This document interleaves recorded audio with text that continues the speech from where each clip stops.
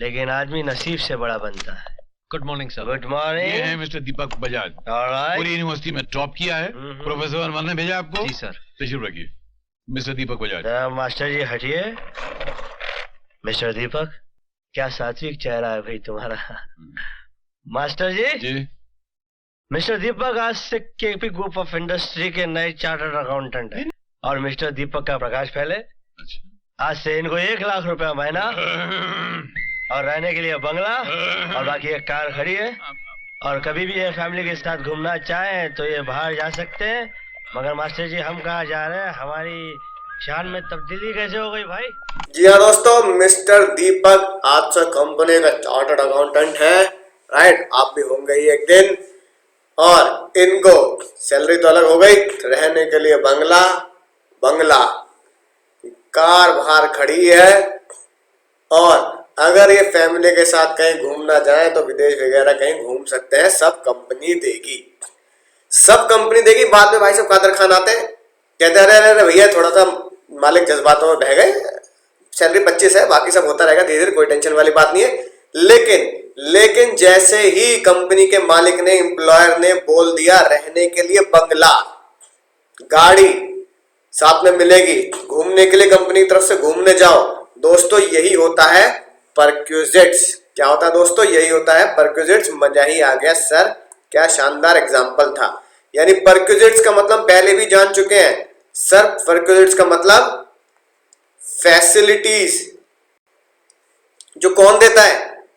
By company या employer, है ना। कंपनी लिख दो या एम्प्लॉयर लिख दो। जो भी फैसिलिटी आपकी कंपनी आपको दे रही है वो क्या कहलाई जाएगी? परक्विजिट्स कहलाई जाएगी। राइट, सब कुछ पढ़ेंगे बिना टेंशन के, सब कुछ पढ़ेंगे। गाड़ी के बारे में पढ़ेंगे, अभी बच्चन क्या कहता है गोविंदा जी ने बोल दिया, बंगले के बारे में यानी घर के बारे में पढ़ेंगे। यानी कोई भी फैसिलिटी अगर कंपनी दे रही है, राइट, और मैं उस फैसिलिटी के पैसे, है ना, खुद ना देकर मनी क्या कर रहा हूं? मनी सेव कर रहा हूं। तो आप जानते हैं money saved is equal to money earn. पैसे का बचाना भी पैसा कमाना होता है, पैसे का बचाना भी पैसा कमाना होता है दोस्तों। पैसे का बचाना भी पैसे कमाना होता है रे। तो आओ दोस्तों, है ना, देखते हैं क्या क्या परक्विजिट्स हमें पढ़ने हैं, क्या क्या हम देखने वाले हैं। सबसे पहली बात तो ये, कुछ परक्विजिट्स वो होंगे जो सभी इंप्लॉय के लिए टैक्सेबल होंगे, सभी इंप्लॉय के लिए। अच्छा, सभी मतलब, है ना, कंपनी में कैसा भी इंप्लॉय हो, छोटा हो बड़ा हो, सभी। ध्यान सुनना अगली बात, कुछ परक्विजिट टैक्सेबल होंगे सिर्फ और सिर्फ स्पेसिफाइड इंप्लॉयज के लिए। यहां एक वर्ड लिख देता हूं, only specified employ. Sir specified employ बोले तो सर, जैसे फिलहाल समझने के लिए आप जानो, स्पेसिफाइड इंप्लॉय का मतलब है कंपनी का डायरेक्टर। यानी कि ये जो पर्क होंगे सिर्फ कंपनी के डायरेक्टर्स, है ना, यानी कि टॉप मोस्ट पोजीशन को मिलेंगे, या फिर एक ऐसे इंप्लॉय को मिलेंगे जिसका कंपनी के ऊपर 20% की वोटिंग पावर है, कंपनी के ऊपर 20% की हिस्सेदारी वो रखता है। तो बड़ा इंप्लॉय हो गया, नहीं हो गया भैया? मेरे पास रिलायंस में 20% की, है ना, वोटिंग पावर, तो कितना बड़ा आदमी हो गया भैया। फेसबुक और रिलायंस की डील हुई तो रिलायंस ने फेसबुक को 9.9% का शेयर दिया 43,000 करोड़ में। तो भैया अगर फेसबुक को 9%, लगभग 10% ही इतने में मिल रहा है, ठीक है, राइट, तो 20% तो सोचो एक ही बंदे के पास हो तो कितना बड़ा बंदा हो गया। तो वो खास इंप्लॉय होता है, खास। तो स्पेसिफाइड इंप्लॉय के ऊपर क्या लिखोगे? एकदम खास इंप्लॉय, है कि नहीं बात? तो खास इंप्लॉय के लिए टैक्सेबल होंगे, सिर्फ और सिर्फ खास इंप्लॉय के लिए। और अगले पर्क जो टैक्सेबल होंगे वो टैक्सेबल ना होकर टैक्स फ्री होंगे। तो ये आपके पास नोट्स आई दोस्तों। यानी पहली कैटेगरी होगी जो सभी इंप्लॉय के लिए टैक्सेबल होंगे। सभी इंप्लॉय बोले तो चाहे वो स्पेसिफाइड इंप्लॉय हो, नॉन स्पेसिफाइड इंप्लॉय हो। स्पेसिफाइड इंप्लॉय कौन? जो कंपनी का डायरेक्टर हो, जिसके पास 20% की वोटिंग पावर हो। और नॉन स्पेसिफाइड कौन? जो कंपनी का डायरेक्टर ना हो, जैसे आप और मैं कंपनी में जॉब कर रहे हैं, है ना, कोई वोटिंग पावर भी नहीं है वो, राइट। तो ये पर्क सभी के लिए टैक्सेबल, ये सिर्फ खास लोगों के लिए, और ये सभी के लिए माफ। जो सभी के लिए टैक्सेबल है दोस्तों, जो सभी के लिए टैक्सेबल है वो बहुत सारे होंगे, जैसा आप अपने नोट्स में देख पा रहे हैं। RFA, interest free loan, value of gift, सब पढ़ेंगे डिटेल में, कोई टेंशन वाली बात नहीं है। जो सिर्फ और सिर्फ खास एम्प्लॉय के लिए होंगे वो सिर्फ इतने सही है ना, 6-7 ही पर्क है, राइट। खास एम्प्लॉय को ही तो कार मिलेगी, स्वीपर, गार्डनर, वॉचमैन, है ना, gas, electricity, water, education, transport, ये सारी चीज। और जो सभी के लिए माफ है, जो सभी एम्प्लॉय के लिए एग्जेम्प्ट है, सभी एम्प्लॉय के लिए एग्जेम्प्ट है, वो सिर्फ 2 ही है, मेडिकल और एलटीसी। ये सब डिटेल में पढ़ेंगे। फिलहाल आप सिर्फ ये समझो कि ये पूरा पर्क का SRK है, हमें इतने सारे पर्क पढ़ने हैं पर्क के यूनिट में।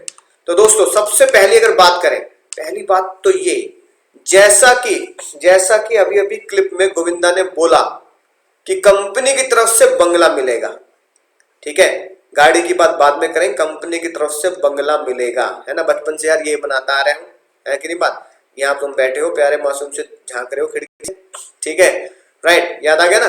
तो भैया कंपनी से अगर बंगला मिलेगा तो कुछ ऐसे ही होगा, फार्म हाउस टाइप में, सूर्य देव निकल रहे हैं, ठीक है, चिड़ियाएं चहक रही हैं, राइट। तो कंपनी से अगर बंगला मिला है ये एम्प्लॉय को, तो उसे पता क्या बोलते हैं, रेंट फ्री अकोमोडेशन, ठीक है ना सर, रेंट फ्री अकोमोडेशन। प्यार से आज के बाद इसे हम पता क्या बोला करेंगे, RFA, rent free accommodation, right. अगर कंपनी से गोविंदा जी ने एम्प्लॉय को बंगला नहीं दिया, सीधा क्या दे दे, पैसे दे दे, पैसा कि ये लो पकड़ो भैया, कंपनी की तरफ से पैसे पकड़ो और अपना घर खुद ढूंढ लो, खुद किराए पे रह लो, तो वो क्या बनता था सर, वो बनता था HRA। याद आ गई बात, house rent allowance. House rent allowance का मतलब घर किराए पर लेने के लिए कैश दे दिया कंपनी ने एम्प्लॉय को, राइट। RFA का मतलब सर अब देखना है, कंपनी ने बंगला दिया, अब या तो बंगला होगा कंपनी का, बिल्कुल ऐसा प्यार भरा, है ना, बंगला कंपनी खुद का बंगला है, ठीक है। जैसे भैया मेरे मामा जी के साथ है, तो मेरे मामा जी के साथ यही कहानी है, एक राजा और एक रानी है। मेरे मामा जी जिस कंपनी में जॉब करते हैं, उस कंपनी में कंपनी के खुद का, है ना, घर है, कंपनी खुद के फार्म हाउस है, या कंपनी खुद की टाउनशिप है ना, वो लोग उन्हें टाउनशिप बोलते हैं, टाउनशिप, ठीक है। तो भैया मामा जी के क्या मिला हुआ है, कंपनी की तरफ से घर मिला हुआ है, कंपनी की तरफ से टाउनशिप मिला हुआ है, राइट। तो यहां हम लिखेंगे पहली कैटेगरी, क्या पहली कैटेगरी लिखेंगे, कंपनी का घर, यानी कंपनी ने अपने घर खुद बना रखे हैं और एम्प्लॉय उसमें रहता है, तो कंपनी का घर। एक तरीका तो ये हो गया, सुनना ध्यान से, है ना। दूसरी बात, कंपनी का खुद के घर नहीं है ना, मामा जी कह रहे हैं भैया कंपनी का खुद का घर नहीं है, ठीक है। कंपनी ने क्या किया, अपने टाउनशिप नहीं बना रखे, कंपनी ने चाबी पकड़ा दी मामा जी को, चाबी, मामा जी चाबी, यानी कंपनी ने पहले एक घर किराए पे लिया, कंपनी ने किराए पे लिया, सुनना ध्यान से, कंपनी ने किराए पे लिया और फिर मामा जी को चाबी पकड़ा दी। मामा जी से बोला, मामा जी चाबी लीजिए, घर में जाइए, रहिए, कोई टेंशन वाली बात नहीं है, आराम फरमाइए, किराएदार आप हैं, लेकिन आपको ये पूछने की जरूरत नहीं है कि कितने पैसे देने हैं, क्योंकि सारे के सारे पूरे साल के पैसे कंपनी पे कर चुकी है मकान मालिक को। मकान मालिक आपसे कुछ नहीं बोलेगा, आपको मकान मालिक से कोई बात नहीं करनी, सीधा घर का मजा लीजिए और घर में रहिए। यानी कंपनी ने पहले क्या किया, सुनना ध्यान से, कंपनी ने क्या किया, कंपनी ने पहले खुद मकान किराए पे लिया और फिर वो मकान की चाबी आपको दे दी और आप उस मकान में रह रहे हैं, ठीक है जी, राइट। यानी कि इसको हम प्यार से क्या बोलेंगे, इसको हम प्यार से बोलेंगे हायर बाय कंपनी। क्या बोलेंगे दोस्तों, क्या बोलेंगे, हायर बाय कंपनी, है ना। कंपनी ने किराए पे लिया, यूज बाय एम्प्लॉय, रह कौन रहा है, रह एम्प्लॉय, रह YEE बोले तो एम्प्लॉय, मजा ही आ गया sir. Hire by company, use by employ. अब सबसे पहले आसान सी बात, अगर कंपनी ने खुद किराए पे लेके दिया है तो भैया कोई ना कोई तो उस मकान का किराया पे कर ही रहा होगा, कर रहा होगा, नहीं कर रहा होगा, कर रहा होगा ना भाई और मानो। तो कंपनी उसका मकान का किराया पे कर रही है, तो तुम्हारे लिए कितना फर्क हुआ, है ना।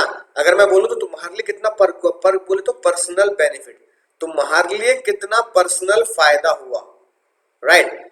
अगर एक बात देखो, अगर वही मकान तुम किराए पर लेते तो इस मकान का किराया तुम्हें अपनी जेब से पे करना पड़ता।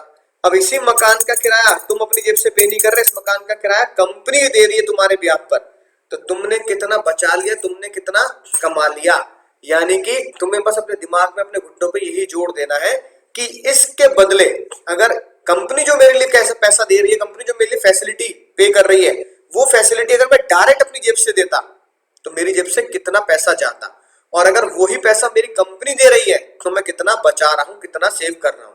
तो भैया जितना कंपनी किराया दे रही है मकान का, वही तो मैंने बचा लिया, ठीक है ना। तो इसका मतलब क्या है, रेंट पेड बाय कंपनी, यानी rent paid by employer. Company ने जितना रेंट पे किया उतना मैंने बचा लिया।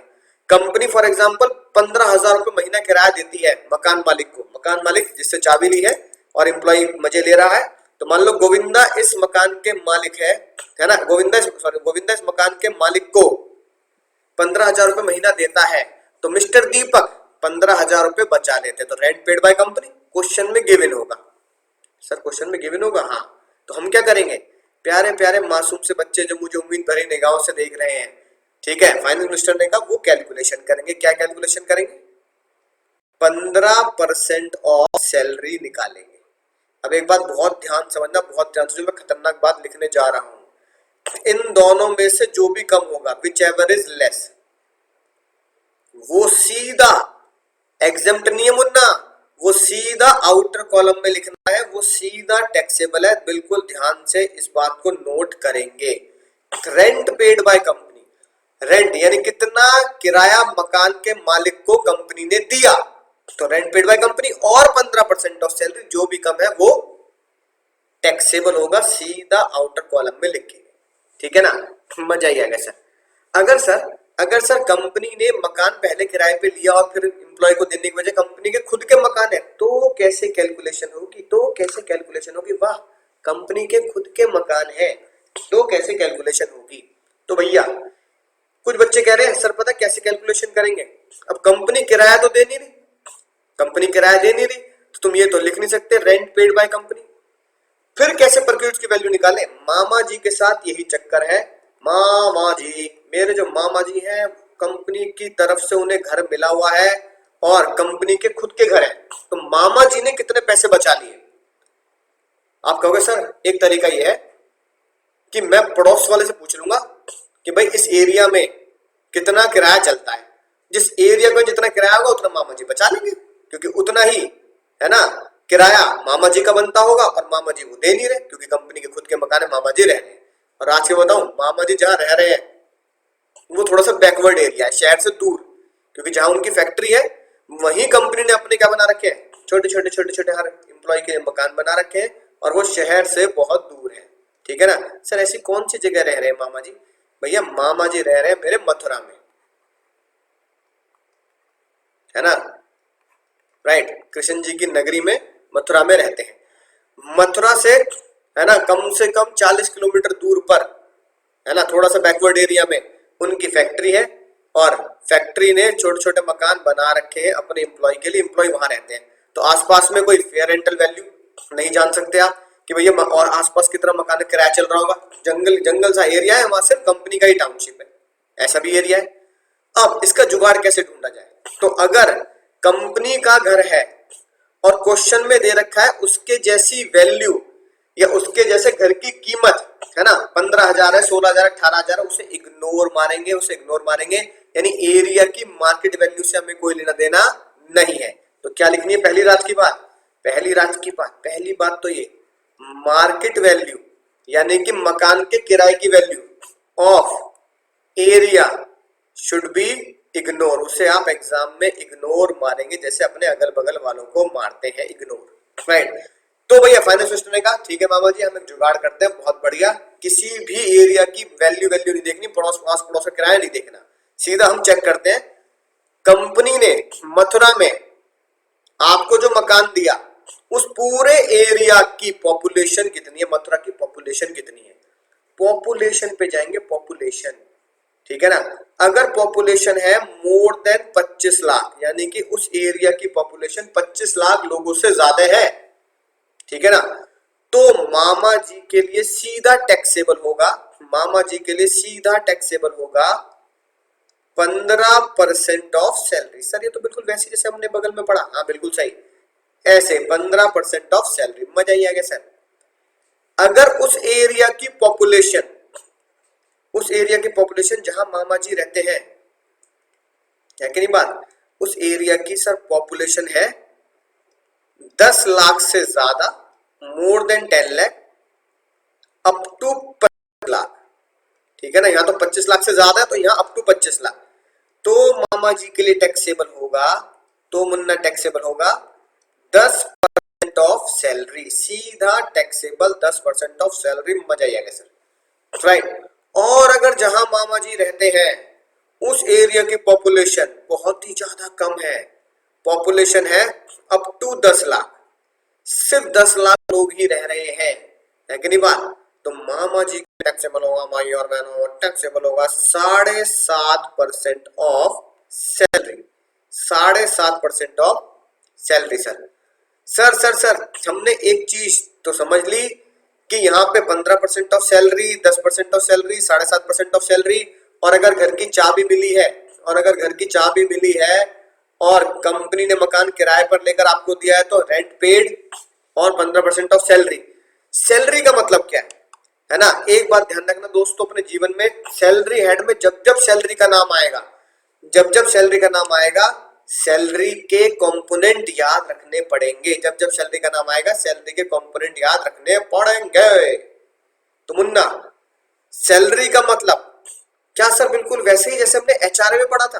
ना मुन्ना ना, यहाँ सैलरी का मतलब है, ध्यान से इसे याद करेंगे, बेसिक प्लस डीए, सर ये तो एचआर में भी था, हाँ वैसे सही है, प्लस डीए परसेंटेज वाला सेवा के शर्तों के अंतर्गत, प्लस कमीशन परसेंटेज वाला, ना मुन्ना ना, कमीशन एनी, कमीशन कोई भी चलेगा, basic plus DA plus commission plus bonus plus सबसे खतरनाक बात जो मैं लिखने जा रहा हूं, plus all taxable allowances, all taxable allowances. Sir इसका मतलब क्या हुआ ऑल टैक्सेबल अलाउंसेस का? ऑल टैक्सेबल अलाउंसेस का मतलब हुआ जब भी आप अलाउंसेस को एग्जम्पशन देने के बाद, जैसे 100 रुपए हमने दी चाइल्ड एजुकेशन में, 300 रुपए है ना हॉस्टल में, 800 रुपए अंडरग्राउंड में, कोई भी एग्जम्पशन देने के बाद जब सीधा आउटर कॉलम में जो आप अमाउंट लिखोगे वही टैक्सेबल अमाउंट होता है जो मैं आउटर कॉलम में लिखता हूं। तो आउटर कॉलम के सारे टैक्सेबल अलाउंसेस है ना, plus any monetary payment, sir monetary payment है ना, मॉनेटरी पेमेंट का मतलब है कोई भी कंपनी आपको कैश दे रही है पेमेंट में, राइट, या आपके बैंक में सीधा पैसा डाल दिया, ठीक है। जैसे भाई आपकी छुट्टी है ना आपको मिली, लेकिन कंपनी ने बोला कि काम करो मुन्ना, छुट्टी वाले दिन, संडे वाले दिन ऑफिस आ जाओ, ठीक है ना, और जिस दिन तुम छुट्टी वाले दिन ऑफिस आओगे छुट्टी के पैसे ले लेना, कैश लेना, उसी दिन ले लेना, चाहे महीने का एंड में लेना, उसे बोलते हैं लीव एंड कैश। क्या बोलते हैं? Leave and cash. आपने अपनी छुट्टी क्या करा ली? आपने अपनी छुट्टी लीव क्या करा ली? एंड कैश करा ली। तो मॉनेटरी पेमेंट में इस तरह की कैश पेमेंट आ जाती है। समझ गए सर? बिल्कुल समझ गए कि मैं संडे को ऑफिस गया, मैं छोटी दिवाली ऑफिस गया, मैं छोटी होली ऑफिस गया, मैं जन्माष्टमी वाले दिन ऑफिस गया, जिस दिन ऑफिस की छुट्टी थी। मैंने कहा ऑफिस क्यों आऊं, छुट्टी के दिन क्यों बुला रहे ऑफिस? तो ऑफिस वाले ने बोला भैया घर में भी तो पंखे झाड़ेगा, है ना, घर में भी जाले साफ करेगा, ऑफिस से कर ले, है ना, घर में तो पैसे मिलने नहीं, ऑफिस में अगर ये काम करेगा तो उस दिन पूरे के पूरे पैसे मिलेंगे, छुट्टी संडे पे या छोटी होली पे, छोटी दिवाली पे काम करने के पैसे मिलेंगे। उसी दिन कैश ले लेना, या महीने के एंड में कैश लेना तो महीने के एंड में लेना, उस कैश को बोलते हैं लीव एनकैशमेंट। छुट्टी को मैंने कैश करा लिया, तो किसी भी तरह की कोई मॉनेटरी पेमेंट क्वेश्चन में दी गई होगी वो भी इसमें ऐड करेंगे। तो देखो सैलरी का मतलब, देखो ये सारे की सारे सब जगह एक ही है। सैलरी का मतलब basic DA, commission, bonus, taxable allowance, और यहाँ सैलरी का मतलब basic DA, commission, bonus, taxable allowance, monetary payment. दोस्तों उम्मीद है बात समझ में आ चुकी होगी। एसआर के आप बना चुके होंगे, किसका? रेंट फ्री अकोमोडेशन का। उम्मीद है बात समझ में आ चुकी होगी। दो बातें हैं, राइट, बिल्कुल अपने दिमाग में घुटना फिट करें। दो बातें हैं, कंपनी का घर, कंपनी ने अपने खुद के घर बना रखे हैं, ठीक है, कंपनी ने किराए पर लिया फिर आपको दिया, कंपनी का घर, और हायर बाय कंपनी। कंपनी का घर है पॉपुलेशन, और अगर कंपनी ने किराए पे लेके दिया तो रेंट पेड बाय कंपनी और 15% of salary, whichever is less is taxable. Sir ये जो 15% ऑफ सैलरी है, 10% ऑफ सैलरी है और 7.5% ऑफ सैलरी, ये भी क्या है, ये भी सीधा टैक्सेबल है, सीधा आउटर कॉलम में लिखना है। अब एक अगली रात की बात सुनो, सर पहचानेंगे कैसे, पहचानेंगे कैसे, राज की बात बताएं, क्या पहचानना है मुन्ना? सर पहचानेंगे कैसे, कंपनी का घर है या कंपनी ने किराए पर लेकर दिया है? तो इसकी एक सीक्रेट ट्रिक सुनो, सीक्रेट ट्रिक, राइट। अगर मुन्ना कंपनी ने किराए पर लेकर दिया होगा तो क्वेश्चन में क्या गिवन होगा, क्वेश्चन में गिवन होगा rent paid by company, rent pay by company. मजा ही आ गया सर। अगर क्वेश्चन में rent paid by company given है तो इसका मतलब हमें अपने एसआरके के राइट हैंड से सॉल्व करना है, यानी हायर बाय कंपनी, ठीक है ना। इसका मतलब क्या हुआ, तो क्वेश्चन कैसे सॉल्व होगा, तो क्वेश्चन सॉल्व होगा हायर बाय कंपनी, यानी कि सॉल्यूशन में क्या करना है, रेंट पेड बाय कंपनी और 15% of salary which average less is taxable. और अगर क्वेश्चन में rent paid by company given नहीं है, दूसरी रात की बात, rent pay by company, rent pay by company, company कितना किराया पे कर रही है, गिवन नहीं है, not given, rent paid by company given नहीं है, तो फिर क्वेश्चन कैसे सॉल्व होगा, तो मुन्ना पॉपुलेशन से क्वेश्चन सॉल्व होगा, पॉपुलेशन से क्वेश्चन सॉल्व होगा, ठीक है। ये राज की बात लिखेंगे, राइट। तो मेरे दोस्तों राज की बात समझ में आ चुकी होगी।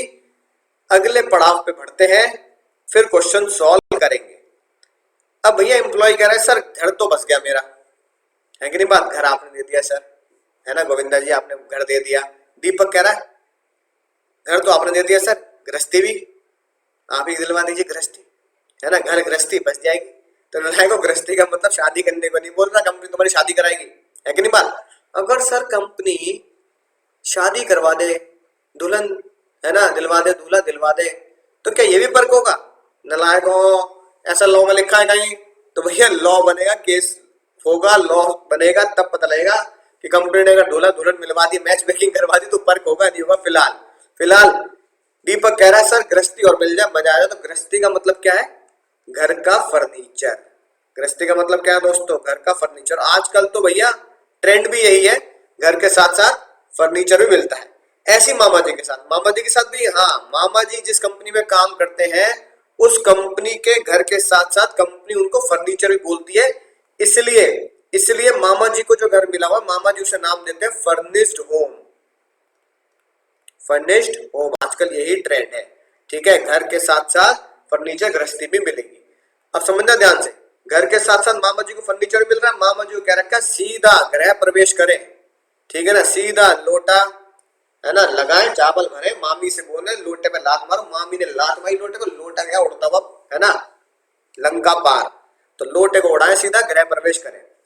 जब गृह प्रवेश हो जाए तो कोई सामान लाने की जरूरत नहीं है, furniture, bed, sofa, dining table, बर्तन, एसी, सब कंपनी की तरफ से, कोई टेंशन लेने की जरूरत नहीं। मामा जी बहुत खुश, मामा जी कह रहे हैं अरे भाग्यवान, कुछ भी घर गृहस्थी का सामान खरीदने की जरूरत नहीं, सब कंपनी दे रही है। अब वही फर्नीचर, एसी, बेड, सोफा, सब फर्नीचर ओन्ड बाय कंपनी। फिर से दो ही बातें हैं, है ना, फिर से वही कहानी है, राजा एक रानी है, ओन्ड बाय कंपनी, यानी मामा जी की कंपनी ने ही वो फर्नीचर ओन कर रखा है, यानी कि मालिक कौन है, कंपनी है उस फर्नीचर की। या फिर furniture hire by company, same बात, हायर बाय कंपनी, कंपनी ने पहले किराए पे लिया और फिर मामा जी को दिया हायर बाय कंपनी। तब क्या होगा, सुनो ध्यान से, हायर बाय कंपनी बिल्कुल सिंपल, अगर वो फर्नीचर कंपनी ने किराए पे लिया है और उस फर्नीचर की चाबी किसको दे दी, मामा जी को दे दी, ये लो भैया, है ना, रिमोट लो, पकड़ो, चलाओ एसी, मौज करो, कंपनी किराया पे कर रही है, हो जाता है ऐसा। तो भैया मामा जी ने कितने बचा लिए, मामा जी ने कितने बचा लिए, मामा जी ने बचा लिए किराया, rent paid by company, rent paid by company is taxable for मामा जी। मामा जी ने उतना पैसा बचा लिया, उतने मजे ले लिए, है कि नहीं बात, फायदा मामा जी को उतना हो गया।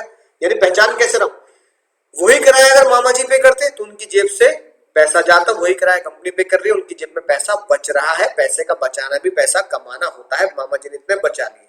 अब सुनना ध्यान से, कंपनी ने एसी लगवाया मामा जी के घर पे, कंपनी ने एसी लगवाया मामा जी के घर पे। एसी की कॉस्ट थी 50,000 रुपया। कॉस्ट कितनी एसी की? 50,000। अब बताओ, अगर एसी की कॉस्ट 50,000 रुपए तो मामा जी के लिए कितने टैक्सेबल? सर मामा जी के लिए पूरे 50 टैक्सेबल, क्योंकि मामा जी ही अपने यहाँ एसी लगवा कर मजा ले, ठंडा ठंडी कूल कूल है ना हवा खा रहे, तो पूरे के पूरे टैक्सेबल मामा जी के लिए। नलायको लगा लो कांटे, पूरे के पूरे मामा जी के लिए टैक्सेबल हो गए। तो एसी मामा जी का नहीं हो गया? मामा जी क्या बोल रहे हैं फाइनेंस मिनिस्टर से, भैया सारा का सारा मेरे लिए टैक्सेबल कर रहे हो, अगर मैं मकान छोड़ के जाऊंगा तो एसी लेके जाऊंगा, क्योंकि सारा का सारा आपने मुझे क्या किया है? टैक्सेबल किया है। मामा जी ने 1 साल बाद ही कंपनी का मकान छोड़ दिया। फिर मामा जी ने 1 साल बाद ही कंपनी का मकान छोड़ दिया, तो एसी की कॉस्ट पूरी की पूरी मामा जी के लिए टैक्सेबल कर दिया अपने 50,000। तो मामा जी कहेंगे इतने बड़े अमाउंट पर है ना 50,000 पर टैक्स दिया है, तो एसी में लेके जाऊंगा। कंपनी ले जाने देगी? कंपनी कहाँ जा रहे हो एसी लेके? किरण कहाँ जा रहे हो? हैं तो ये ले जाने नहीं देंगे, जाने नहीं देंगे। तो मामा जी कह रहे हैं टैक्स दिया है तो लेके जाऊंगा, कंपनी करेगी बिल हमारे नाम पर है, एसी हमारा, तो कैसे ले जाने देंगे? झगड़ा हो गया नहीं हो गया? तो भैया फाइनेंशियल लॉ में लिखा बात बिल्कुल सही है। सर टैक्सेबल कितना होगा? टैक्सेबल होगा नलायको कितना? नलायको जितना मामा जी ने उसका यूज कर लिया, इस्तेमाल कर लिया। इस्तेमाल कितना कर लिया रे? इस्तेमाल कितना कर लिया? जितना मामा जी ने 1 साल में उसका यूसेज किया वही तो टैक्सेबल होना चाहिए मामा जी के लिए। कंपनी ने एसी लगाया, एसी की लाइफ कितनी है? एसी की लाइफ है 5 साल, है कि नहीं बात? फॉर एग्जाम्पल, तो 5 साल तक वो एसी चलेगा। तो मामा जी ने 1 साल का यूज किया, तो भैया मामा जी की कितनी टैक्सेबिलिटी आनी चाहिए? 1 साल का यूसेज। इसे आप पता क्या बोलते हैं अकाउंट में? इसे आप बोलते हो अकाउंट में डेप्रिसिएशन। हाँ, डेप्रिसिएशन, यानी कि अकाउंट में जिसे आप डेप्रिसिएशन बोलते हो, 1 साल का यूसेज, एसेट की यूसेज वैल्यू, वो यहाँ पे टैक्सेबल कर दी। पर फाइनेंस मिनिस्टर ने कहा डेप्रिसिएशन नाम नहीं दूंगा, बेइज्जती हो जाएगी, क्योंकि अकाउंट्स के शब्द लूंगा तो इंसल्ट हो जाएगी, लोग कहेंगे अच्छा अकाउंट्स वाले यूज कर रहे हैं। तो इसलिए फाइनेंस मिनिस्टर ने क्या बोला? टैक्सेबल होगी वैल्यू 10% ऑफ एक्चुअल कॉस्ट। तो मामा जी का कितना पर्क हुआ? मामा जी का पर्क हुआ perquisites value is equal to 10% of 50,000, 10% of actual cost. याद रखना एक्चुअल कॉस्ट, WDV मत कर देना। पता लगा एग्जाम में क्वेश्चन में दे रखा है कि एसी की WDV इतनी और एक्चुअल कॉस्ट कितनी है, तो बच्चे करते बहती गंगा में हाथ धो लेता है, WDV पे टैक्स लगा देता है। ठीक है, WDV मत लगा देना मुन्ना, टैक्स लगेगा 10% ऑफ एक्चुअल कॉस्ट, यानी कि 5,000 रुपए। 5,000 रुपए मामा जी के लिए क्या होंगे? टैक्सेबल होंगे। 5,000 रुपए मामा जी के लिए टैक्सेबल होंगे, राइट। तो भैया हमने घर के बारे में पढ़ लिया, ध्यान से क्वेश्चन में पढ़ेंगे, रात की बात याद रखिए। किराया पेड बाय कंपनी है तो राइट हैंड सॉल्व से सॉल्व करेंगे एसआर के, किराया नहीं दे रखा तो पॉपुलेशन से सॉल्व करेंगे। फर्नीचर के बारे में बात कर रखी है, फर्नीचर कंपनी का खुद का है तो बिल्कुल रट्टे आप लगा ही चुके हैं। 10% ऑफ एक्चुअल कॉस्ट टैक्सेबल है, सीधा आउटर कॉलम लिखे हैं। किराया फर्नीचर का कंपनी दे रही है तो जितना किराया कंपनी ने दिया उतना टैक्सेबल होगा। ठीक है ना दोस्तों, देखो यही बात आपके नोट्स में लिखी है, राइट।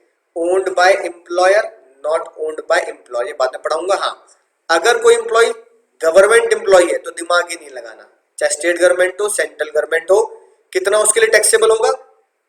जो गवर्नमेंट रूल्स के हिसाब से बनते हैं। सर गवर्नमेंट रूल हमें याद करने की जरूरत नहीं, क्वेश्चन में गिवन होगा, गिवन इन क्वेश्चन।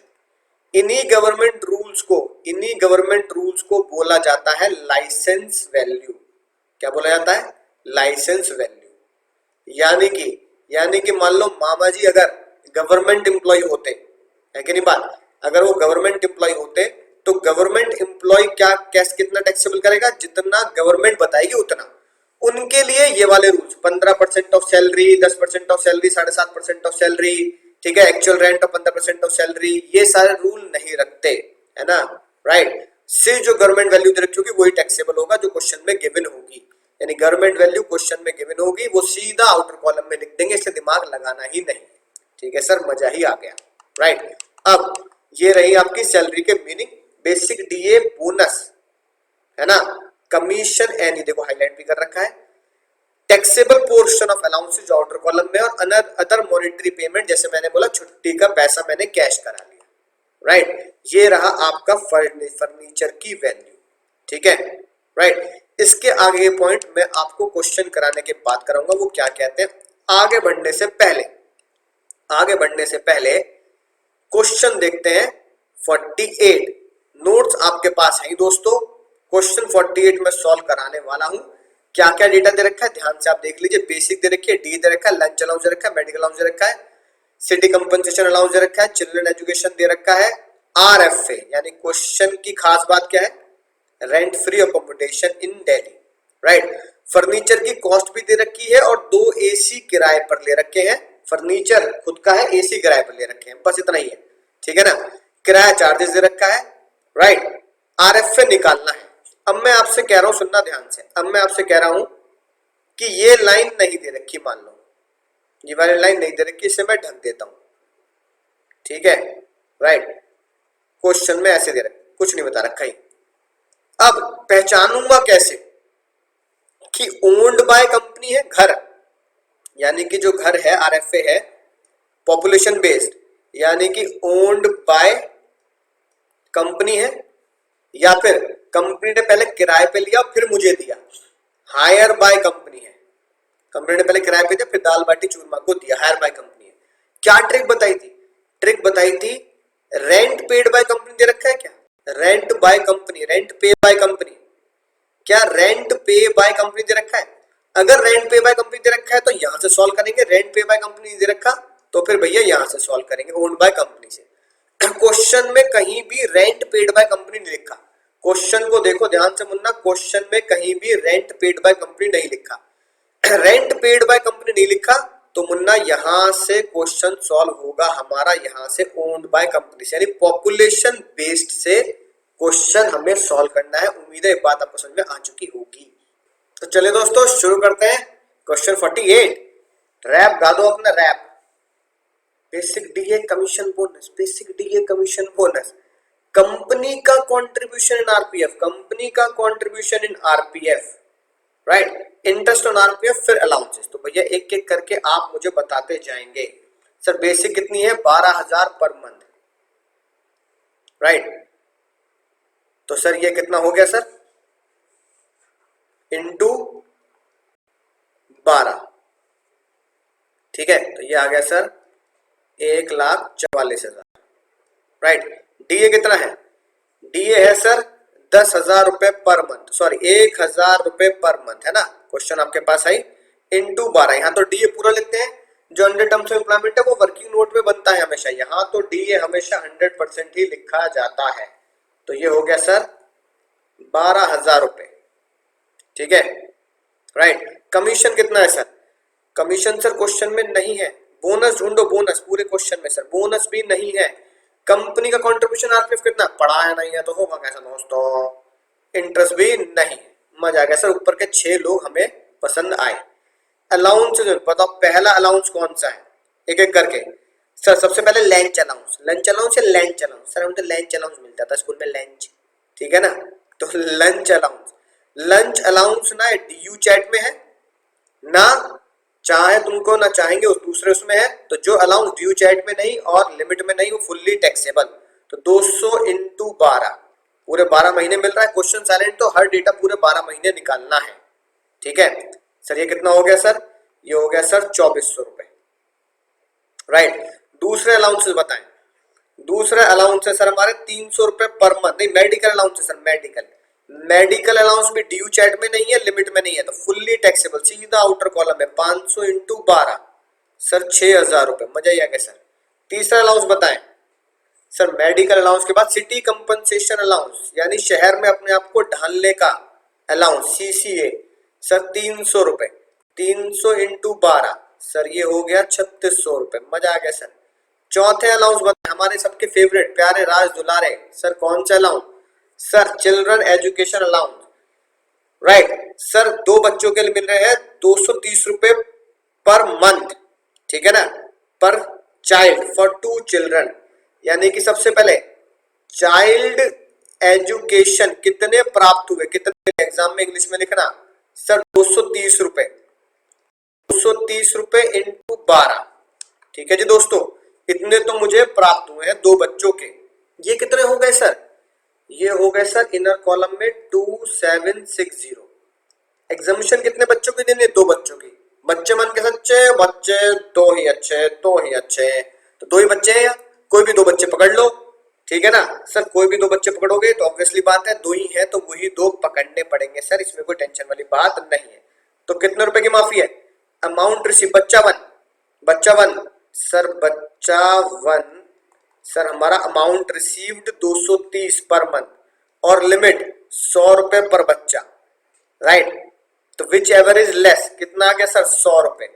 पूरे कितने महीने की माफी मिलेगी सर, पूरे माफी मिलेगी 12 महीने की, तो ये हो गया सर 1200 रुपए, ठीक है ना। और मुन्ना अगर बच्चा 2 पे जाऊंगा तो बच्चा 2 भी यही है, राइट। बच्चा 2 230 और 100 विच एवर इज लेस, 100 रुपए इंटू 12, यानी दूसरे बच्चे की भी 1200 ही आएगी।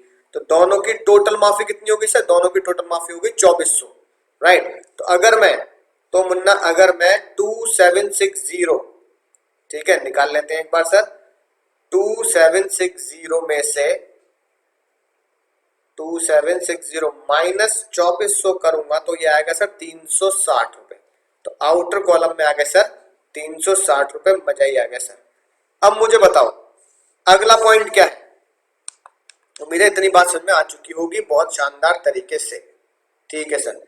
अगला पॉइंट क्या कह रहा है, आरएफए मिल रहा है दिल्ली में, राइट। एचआरए में जगह की इंपॉर्टेंस थी, सोचो ध्यान से, दिल्ली यहाँ लिख भी दे, मुंबई लिख दे, गाजियाबाद लिख दे, नोएडा लिख दे, कोई फर्क नहीं पड़ता। एचआरए में इंपॉर्टेंस जो है जगह की वो कहाँ पे है सर, एचआरए में, मैकडी के पास।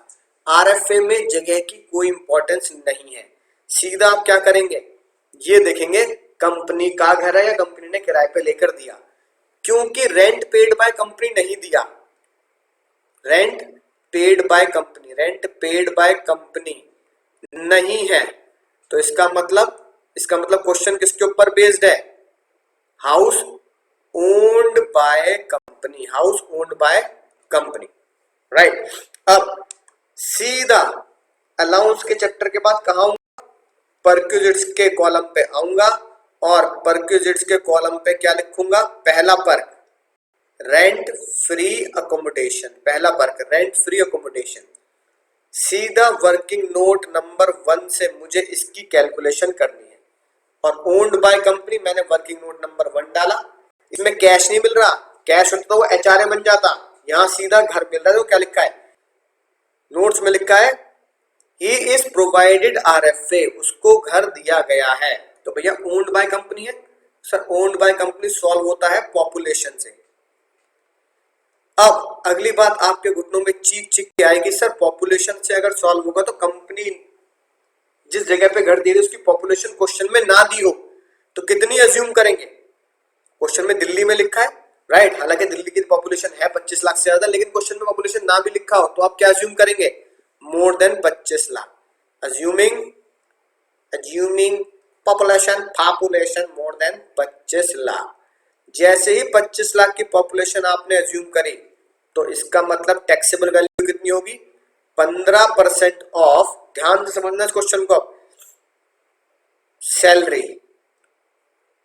चलो पहले ऐसे लिख देता हूं, यानी कि दैट इज 15% ऑफ सैलरी का मतलब बोलो, नालायक को सैलरी का मतलब बोलो। अब यहां पर बेसिक डीए परसेंटेज वाला प्लस कमीशन प्लस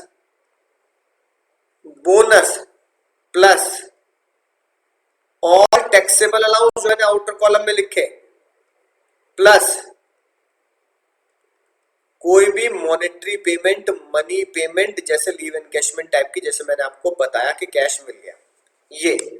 अब इसकी कैलकुलेशन कैसे करेंगे सर,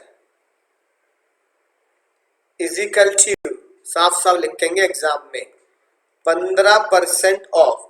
सबसे पहले चेक करो क्वेश्चन में आरएफए कितने महीने मिल रहा है, ठीक है ना। क्वेश्चन में क्वेश्चन लिखा तो आरएफए 12 महीने, बिल्कुल एचआरए की तरह। अगर आरएफए 6 महीने तो 6 महीने सब कुछ 6 महीने, आरएफए 5 महीने सब कुछ 5 महीने। तो बिल्कुल एचआरए की तरह क्या लिख रहा हूं, सब कुछ 12 महीने, है ना, सब कुछ 12 महीने। मजा ही आ गया सर। 12 महीने की बेसिक 1,44,000, 12 महीने का डीए 12,000, 12 महीने की बेसिक 1,44,000, 12 महीने का डीए 12,000। बुढ़ापे की परसेंटेज कितनी है, 40%। मैंने लोग बुढ़ापे की परसेंटेज ब्रैकेट में लिख दी। क्वेश्चन में कमीशन नहीं है, क्वेश्चन में बोनस भी नहीं है, क्वेश्चन में टैक्सेबल अलाउंस है। हाँ दोस्तों, क्वेश्चन में टैक्सेबल अलाउंस है।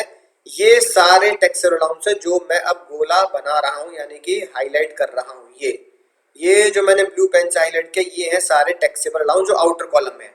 तो क्या लिख सकते हैं हम, प्लस 2400, कौन से वाले sir, lunch allowance, plus 6000 medical allowance, plus 3600 city compensation allowance, और प्लस 360 ये मेरा हो गया सर चिल्ड्रन एजुकेशन अलाउंस। अब सर अगला पड़ाव क्या आता है सर, 15% ऑफ। इन सबको ऐड कर दे, चल इन सबको ऐड करेंगे तो क्या क्या ऐड करना पड़ेगा सर, 1,44,000 में 12,000 का 40%, 12,000 का 40%, यह आता 4,800 रुपए। यानी इन सबको ऐड कर दो, इन सबको ऐड कर रहा हूं मैं, 15% ऑफ 1,44,000 प्लस 4,800 प्लस 2,400 रुपए अलाउंस वाला, प्लस दूसरा मेडिकल अलाउंस 6,000 रुपए, प्लस 3,600 रुपए, ठीक है सीसीए वाले, और प्लस 360 रुपए। ये आया मेरा सर 1,61,160 रुपीज, ठीक है। यानी 15% ऑफ 1,61,160 रुपीज, 15% ऑफ, इसका क्या निकाल दूं सर मैं, इंटू 15%। तो ये आ गया सर मेरा 24,174। ये मेरा आया आरएफए की वैल्यू। तो आरएफए के कॉलम में जाऊंगा, मेन फॉर्मेट में देखो, सीधा वर्किंग नोट मैंने कैलकुलेट करके दिखाई दिया है, और सीधा आउटर कॉलम में लिखूंगा 24,174। मजा ही आ गया सर, मजा ही आ गया। ध्यान से एक बार, फिर से ध्यान से एक बार आरएफए की कैलकुलेशन देख लेंगे। आरएफए मुझे पूरे 12 महीने मिल रहा है, तो सब कुछ 12 महीने, ठीक है। पॉपुलेशन से क्वेश्चन सॉल्व है, पॉपुलेशन नहीं दे रखी तो 15% ऑफ सैलरी, 15% ऑफ सैलरी आपकी स्क्रीन पर है ही, मैंने 15% ऑफ सैलरी कैसे निकाली है। अब आती है बात सर, क्या फर्नीचर भी मिल रहा है, ध्यान से देखेंगे सर, फर्नीचर भी मिल रहा है, कोई टेंशन नहीं है। दूसरा पर्क क्या बनेगा, फर्नीचर का पर्क, ठीक है, राइट। तो फर्नीचर में मेन फॉर्मेट में अलग से लिख के दिखा रहा हूं, कोई टेंशन वाली बात नहीं, आप कैसे भी लिख सकते हैं, चाहे वर्किंग नोट में निकाल के आरएफए के साथ लिख दो। तो फर्नीचर अलग से लिखा रहा हूं ताकि आपको याद रहे बात। फर्नीचर में मैं वर्किंग नोट नंबर 2 में जाऊंगा, ठीक है, वर्किंग नोट नंबर 2। तो अगर मैं वर्किंग नोट नंबर 2 देखूंगा तो कैसे बनाऊंगा वर्किंग नोट नंबर 2। फर्नीचर में भी 2 ऑप्शन होते हैं, ध्यान से देखेंगे। फर्नीचर का पहला ऑप्शन क्या है, फर्नीचर का पहला ऑप्शन है ओन्ड बाय कंपनी। कंपनी ने क्या कर रखा है, खुद का फर्नीचर ले रखा है, और कंपनी ने किराए पे लेकर दिया है, हायर बाय कंपनी। इस क्वेश्चन में दोनों दिए मैंने जानबूझकर, ताकि आपके घुटनों तक बात समझ आए। कंपनी का खुद का फर्नीचर है जो 1 लाख रुपए की वैल्यू का है। ओन्ड बाय कंपनी में कितना टैक्सेबल होता था, लिमिट याद हो गई नहीं होगी, सैलरी कुछ भी नहीं है सर, सैलरी बहुत आसान है, सारे की सारे सिर्फ फॉर्मूले का गेम है। क्या लिमिट थी, 10% ऑफ एक्चुअल कॉस्ट। सर हाँ याद आ गया सर, ओन्ड बाय कंपनी में था 10% ऑफ एक्चुअल कॉस्ट। तो 10% ऑफ एक्चुअल कॉस्ट क्वेश्चन में दी गई होगी, बिना दिए क्वेश्चन बनेगा ही नहीं। 1 लाख कितना हो गया सर, 10,000 रुपए, मजा ही आ गया सर। और किराए पे क्या था, अगर हायर बाय कंपनी है तो कितना टैक्सेबल है, rent paid by company is taxable, rent paid by company is taxable, rent pay by company is taxable, rent pay by company is taxable. कितना किराया कंपनी पे कर रही है, 2 एसी मिल रहे हैं उसे सर, ठीक है ना, right. Higher charges for each AC, higher charges for each AC is 2,000 रुपए पर मंथ, एक एसी का 2,000 रुपए, ठीक है ना। और कुछ नहीं कह रहा क्वेश्चन में, तो मानेंगे एसी पूरे 12 महीनों से घर पे लगाया गया है, चाहे उसने घर में इस्तेमाल किया हो या ना किया हो, इससे मतलब नहीं है कि उसने सर सर्दियों में उसे थोड़ी चलेगा नवंबर दिसंबर में, है कि नहीं बात, इससे मतलब नहीं है, वो ना उसे घर में लग रहा है ना, और कंपनी किराया दे रही है ना, किराया दे रही है तो भैया लपेटा जाएगा, बात खत्म। 2000, ठीक है, एक एसी का किराया, पूरे 12 महीने एसी लग रहा है, इंटू 2 एसी है, राइट, 48,000 रुपए सर, 48,000 रुपए, राइट, किराए वाले एसी की कीमत आ गई, ठीक है, और ओन्ड बाय कंपनी की 10,000 की कीमत आ गई। अलग अलग लिखना चाहो अलग अलग लिख लो, एक साथ लिखना चाहो तो 58,000 एक साथ लिख दो। तो टोटल कितना हो गया सर, 48,000 प्लस 10,000, ये हो गया मेरा सर 58,000, ठीक है। क्वेश्चन में ध्यान से देखेंगे, क्या क्वेश्चन में और कोई पर्क है या नहीं है? सर क्वेश्चन में और कोई पर्क हमें नजर नहीं आ रहा, सीधा लिखा है। अब कैलकुलेट कर ले आप सैलरी या फिर आरएफए, तो मैंने पूरी सैलरी आपको कैलकुलेट करके बता दी, हर क्वेश्चन में ऐसे ही सॉल्व करना है। फिर आपको क्या करना है, फिर पर्क के बाद आता है सर रिटायरमेंट बेनिफिट्स, वो इस क्वेश्चन में है नहीं, तीसरा पड़ाव, सबका छोचल कर देंगे, छोचल करके आएगा ग्रॉस सैलरी ना, ग्रॉस सैलरी के बाद माइनस कर देंगे 16 का डोला, सेक्शन 16 की डिडक्शन। पहली डिडक्शन स्टैंडर्ड है, फिक्स है, 50,000 रुपए माइनस ही करने हैं। दूसरी deduction entertainment allowance for government employee, only for government employee, तो क्वेश्चन में गवर्नमेंट एम्प्लॉय नहीं है तो डिडक्शन नहीं मिलेगी, हालांकि इस क्वेश्चन में तो एंटरटेनमेंट अलाउंस थे ही नहीं। और तीसरा प्रोफेशनल पेड की डिडक्शन माइनस होती है, वो भी क्वेश्चन में है नहीं, तो हमारा आंसर आ जाएगा income under the head salary, income under the head salary, ये हमारा आंसर आ जाएगा। उम्मीद है आप इसको ध्यान से कैलकुलेट कर लेंगे, राइट, आपको बिल्कुल घुटनों तक बात पहुंच चुकी होगी। अगला क्वेश्चन देखते हैं दोस्तों, क्वेश्चन 49 में क्या खतरनाक बात कह रहा है वो। अब वो क्वेश्चन में बताओ, accommodation has been taken on rent by company and company paid 5,000 रुपए पर मंथ, यानी कंपनी 5,000 रुपए पर मंथ पे कर रही है। तो भैया अगर कंपनी 5,000 पर मंथ पे कर रही है, क्वेश्चन में साफ साफ लिखा है, तो फिर यहां से क्वेश्चन सॉल्व होगा, यहां से हायर बाय कंपनी, क्यों क्या लिखा है, rent paid by company given है कितना, 5,000 रुपए महीना, तो 5,000 इंटू 12, 60,000 रुपए कंपनी किराया पे कर रही है आपके लिए।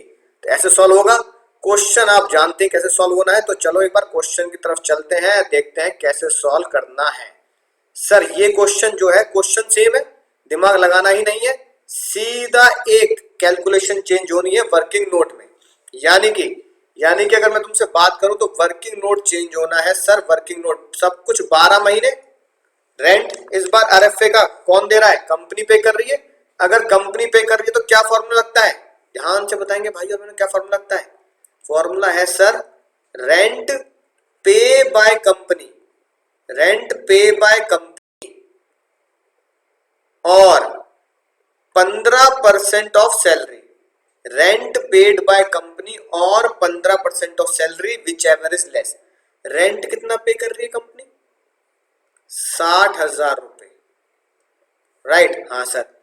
15% ऑफ सैलरी कितना हमने निकाला, पहली क्वेश्चन हम निकाल चुके हैं दोस्तों, उसमें दिमाग लगाने की जरूरत ही नहीं है, जैसा पहले कैलकुलेशन किया वही कैलकुलेशन होगी। 15% of salary, 15% of basic day commission bonus tax allowance monetary payment सब कुछ सेम है, 24,174, तो 24,174। इन दोनों में से जो कम है, इन दोनों में से क्या कम है सर, 24,174 ही इन दोनों में कम है, जो इन दोनों में कम है वही सीधा टैक्सेबल है, वही सीधा आउटर कॉलम में लिखेंगे, राइट। तो हमारे केस में तो 15% ऑफ सैलरी कम है, हो सकता है किसी क्वेश्चन में ये आ जाए विच एवर इज लेस, तो आपको वो लिखना पड़ेगा। तो सॉल्यूशन मेरा ये होगा एग्जाम के लिए, ताकि एग्जाम को बता रहे हैं हाँ भी रेंट पेड बाय कंपनी और 15% of salary which ever is less बच्चे ने लिया है, राइट। तो आरएफए मेरा मेन फॉर्मूला सेम रहेगा, फर्नीचर में कोई झोल नहीं है, फर्नीचर में भी सेम रहेगा, चाहे कोई एम्प्लॉय गवर्नमेंट हो चाहे नॉन गवर्नमेंट हो, फर्नीचर में भी सेम डेटा, राइट। मैं यहाँ पे लिख देता हूं फर्नीचर के आगे, वेदर गवर्नमेंट एम्प्लॉय और नॉन गवर्नमेंट एम्प्लॉय, चाहे गवर्नमेंट एम्प्लॉय हो नॉन गवर्नमेंट एम्प्लॉय हो, फॉर्मूले एकदम सेम है। 10% ऑफ एक्चुअल कॉस्ट, अगर रेंट पे किया है तो actual rent paid by company. तो इस तरीके से आपका आरएफए का आंसर आएगा। हालांकि इस क्वेश्चन में सेम ही आंसर बनेगा। उम्मीद है बात समझ में आ चुकी होगी दोस्तों कि अगर क्वेश्चन में रेंट पेड बाय कंपनी दिया है तो रेंट पेड बाय कंपनी और 15% of salary which ever less, और रेंट पेड बाय कंपनी नहीं दिया तो पॉपुलेशन पे जाएंगे।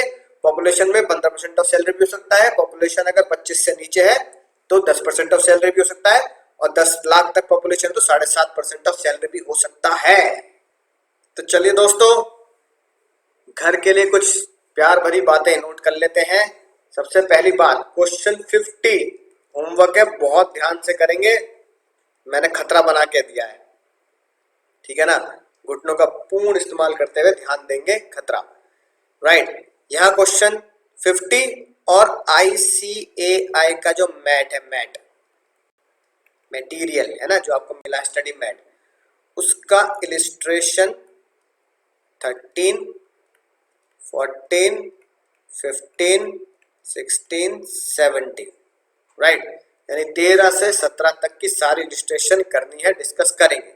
एक बात जो आपको है ना समझ जानी चाहिए और आपको अब समझनी पड़ेगी, मान लो मेरा जो रेंट फ्री अकोमोडेशन आया, जो भी हमने क्वेश्चन करे उसमें मेरा रेंट फ्री अकोमोडेशन आया 24,000, है ना। लेट से मान लो 24,000 आया, राइट। ये मोटी मोटी फिगर आई हमारी। 24,000 मेरा आरएफए मैंने लिख रखा है अपने मेन फॉर्मेट में, और इसके बाद क्वेश्चन में दे रखा है कि 24,000 का फायदा तो एम्प्लॉय को मिल रहा है, पर कंपनी एम्प्लॉय से रिकवर कर रही है, ऐसा कुछ लिखा है। कंपनी रिकवर्ड 1,000 रुपए पर मंथ फ्रॉम एम्प्लॉय, यानी कि गोविंदा जी या मेरे मामा जी की कंपनी एम्प्लॉय से कह रही कि भैया तेरा जितना भी पर को तुझे घर मिल गया, मजे आ गए तेरे, लेकिन भैया घर के तुझे 1,000 रुपए हमें देने पड़ेंगे, तेरी सैलरी में से 1,000 रुपए कटेंगे, कुछ तो पे कर अपनी जेब से। अब 24,000 का मेरा पर का फायदा है, 24,000 का पर का फायदा है, बेनिफिट है, राइट। और कंपनी मेरे से 1,000 रुपए महीना, यानी कि पूरे साल के 12,000 रुपए कंपनी मुझसे वसूल रही है। तो मैं कह रहा हूं फाइनेंस मिनिस्टर साहब क्या हुआ? अरे भैया एक बात सुन लो, यहाँ मेरा फायदा हो रहा है 24,000 का, लेकिन कंपनी ने 12 काट लिए पहले ही, कंपनी कह रही 12,000 रुपए निकाल। तो फाइनेंस मिनिस्टर साहब ने बोला हाँ तो फिर सर तो मेरा फायदा 24 का कहाँ रह गया? तो फाइनेंस मिनिस्टर साहब ने कहा कोई बात नहीं, तो जो कंपनी ने तेरे से काट लिए पैसे, ये तेरे से पैसे वापस मांग लिए, उसे घटा देना मुन्ना। तो 24,000 में से कंपनी ने 12,000 रुपए काट लिए, 12,000 रुपए एम्प्लॉय से मांग लिए। तो 24 का मेरा फायदा, benefit money saved is equal to money earn, 24,000 का मेरा पर फायदा, उसमें से 12,000 रुपए कंपनी को मैंने दे दिए। तो अब मेरे लिए पर 24 का नहीं बचा, मेरे लिए पर कितना बचा? 12,000 का ही बचा, यानी 24 में से 12 घटा दिया, रिमेनिंग ये जो बैलेंस है, यही बैलेंस मेरा टैक्सेबल आरएफए माना जाएगा, टैक्सेबल पर माना जाएगा। उम्मीद है बात समझ में आ चुकी होगी दोस्तों। तो ये इस्तेमाल आपके आईसीआई के मेटल में भी होने वाला है, तो ध्यान से क्वेश्चंस को करेंगे। पर क्विज का टॉपिक है ना आप लगभग कवर कर ही चुके हैं मैं लेक्चर में, तब तक आपको पता ही करना क्या है, पढ़ते रहिए, सीखते रहिए, इतने क्वेश्चन हो सके सॉल्व कीजिए और मुझे दुआओं में